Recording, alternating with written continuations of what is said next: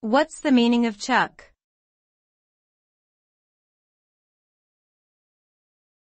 Chuck.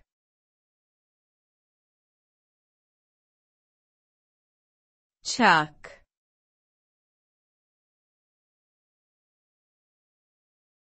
Chuck.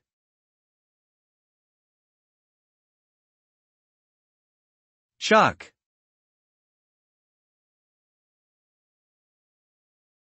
Chuck can be used as a noun or a verb and has multiple meanings.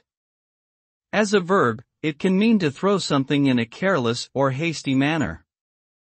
As a noun, it can refer to a cut of beef from the shoulder area of a cow or a device used to hold and turn a workpiece while it is being machined.